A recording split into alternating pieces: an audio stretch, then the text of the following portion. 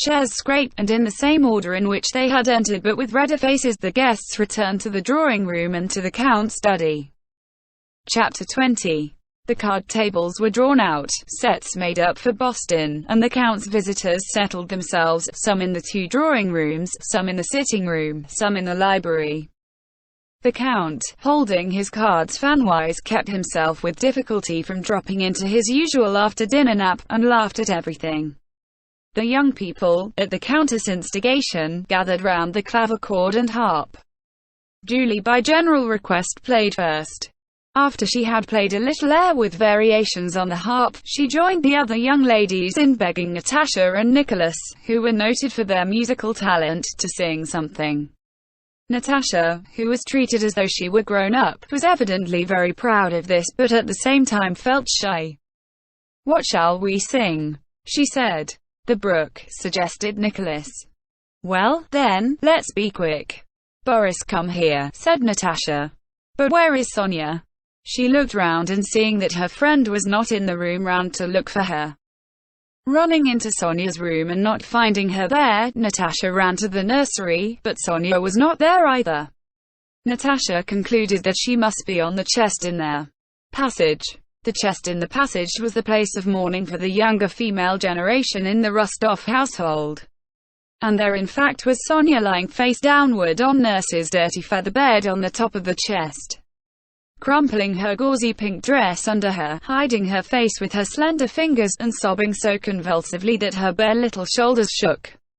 Natasha's face, which had been so radiantly happy all that Saint's Day, suddenly changed.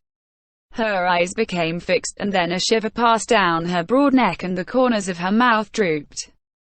"Sonia, what is it? What is the matter? Ooh, ooh, ooh." And Natasha's large mouth widened, making her look quite ugly, and she began to wail like a baby without knowing why, except that Sonia was crying. Sonia tried to lift her head to answer but could not, and hid her face still deeper in the bed.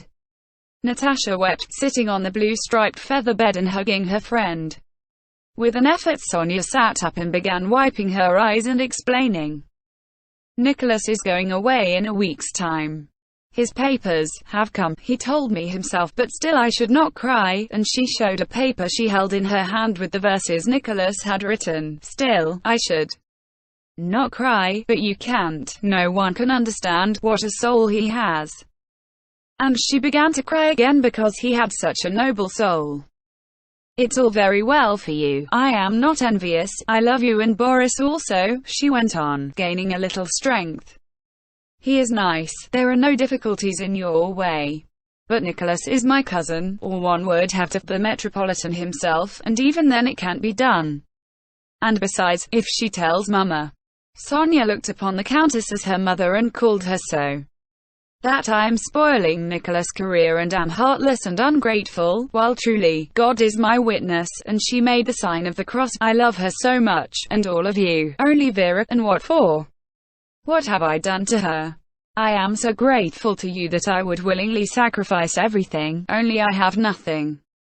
Sonia could not continue, and again hid her face in her hands and in the feather bed. Natasha began consoling her, but her face showed that she understood all the gravity of her friend's trouble. "Sonia," she suddenly exclaimed, as if she had guessed the true reason of her friend's sorrow, "I'm sure Vera has said something to you since dinner. Hasn't she?" "Yes. These verses Nicholas wrote himself and I copied some others.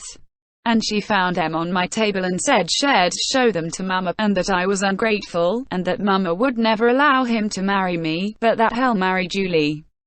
You see how he's been with her all day. Natasha, what have I done to deserve it? ... And again she began to sob more bitterly than before. Natasha lifted her up, hugged her, and, smiling through her tears, began comforting her. "Sonia, don't believe her, darling. Don't believe her. Do you remember how we and Nicholas, all three of us, talked in the sitting room after supper? Why, we settled how everything was to be. I don't quite remember how, but don't you remember that it could all be arranged and how nice it all was? There's Uncle Shinchan's brother has married his first cousin. And we are only second cousins, you know.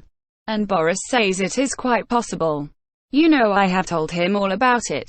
And he is so clever and so good," said Natasha. "Don't you cry, Sonia, dear love darling Sonia." And she kissed her and laughed. "Vera is spiteful. Never mind her. And all will come right, and she won't say anything to Mama. Nicholas will tell her himself, and he doesn't care at all for Julie." Natasha kissed her on the hair. Sonia sat up. The little kitten brightened, its eyes shone, and it seemed ready to lift its tail, jump down on its soft paws, and begin playing with the ball of worsted as a kitten should. "Do you think so? Really? Truly?" she said quickly, smoothing her frock and hair. "Really, truly," answered Natasha, pushing in a crisp lock that had strayed from under her friend's plaits. Both laughed. "Well, let's go and sing the brook. Come along. Do you know, that fat Pierre who sat opposite me is so funny," said Natasha, stopping suddenly. "I feel so happy." And she set off at a run along the passage. Sonia, shaking off some down which clung to her and tucking away the verses in the bosom of her dress close to her bony little chest, ran after Natasha down the passage into the sitting room with flushed face and light, joyous steps. At the visitors' request, the young people sang the quartet, The Brook, with which everyone was delighted. Then Nicholas sang a song he had just learned. At night time in the moon's fair glow. How sweet, as fancies wander free, to feel that in this world there's one who still is thinking but of thee. That while her fingers touch the harp wafting sweet music, music to thee, it is for thee thus swells her heart, sighing its message out to thee.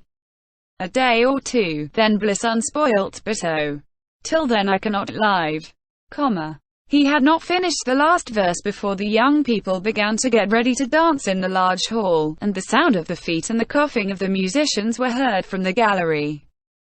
Pierre was sitting in the drawing room where Xinchen had engaged him, as a man recently returned from abroad, in a political conversation in which several others joined but which bored Pierre. When the music began, Natasha came in and walking straight up to Pierre said, laughing and blushing, "Mama told me to ask you to join the dances." "I am afraid of mixing the figures," Pierre replied. "But if you will be my teacher," and lowering his big arm he offered it to the slender little girl. While the couples were arranging themselves and the musicians tuning up, Pierre sat down with his little partner. Natasha was perfectly happy. She was dancing with a grown-up man, who had been abroad. She was sitting in a conspicuous place and talking to him like a grown-up lady. She had a fan in her hand that one of the ladies had given her to hold, assuming quite the pose of a society woman. Heaven knows when and where she had learned it. She talked with her partner, fanning herself and smiling over the fan. "Dear, dear, just look at her," exclaimed the countess as she crossed the ballroom, pointing to Natasha. Natasha blushed and laughed. "Well, really, Mama. Why should you? What is there to be surprised at?" In the midst of the third écossaise there was a clatter of chairs being pushed back in the sitting room where the Count and Maria Dmitrievna had been playing cards with the majority of the more distinguished and older visitors. They now, stretching themselves after sitting so long, and replacing their purses and pocketbooks, entered the ballroom. First came Maria Dmitrievna and the Count, both with merry countenances. The Count, with playful ceremony somewhat in ballet style, offered his bent arm to Maria Dmitrievna.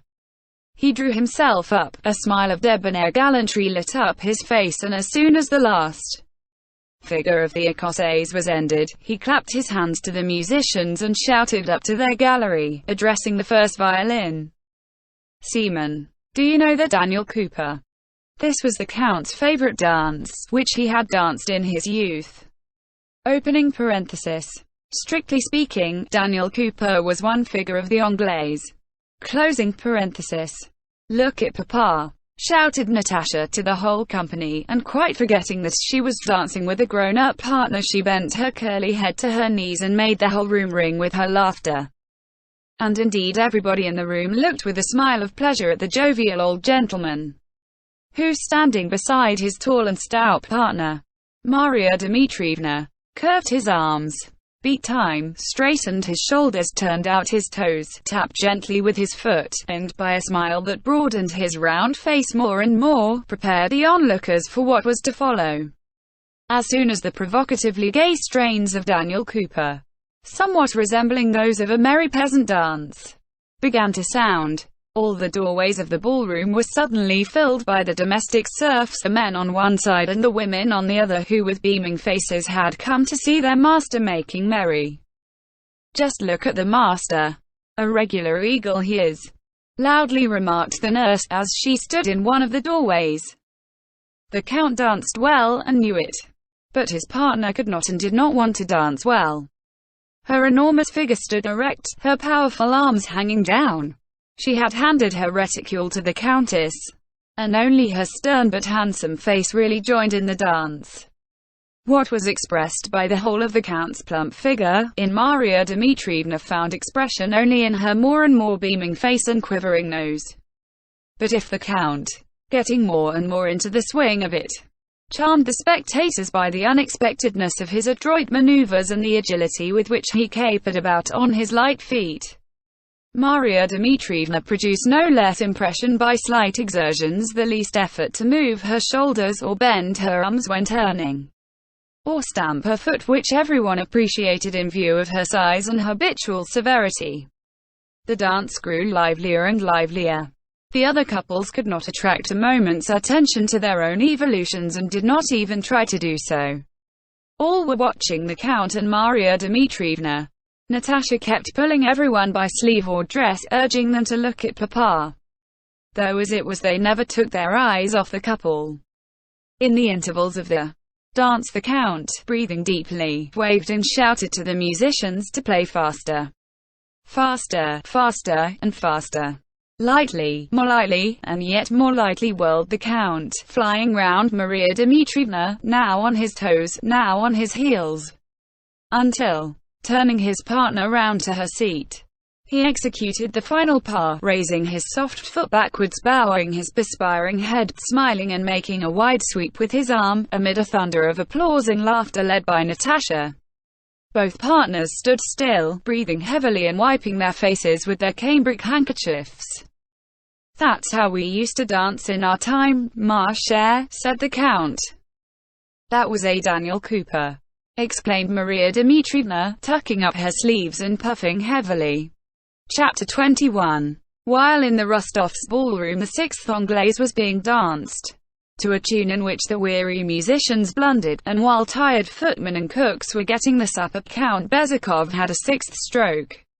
The doctors pronounced recovery impossible. After a mute confession, communion was administered to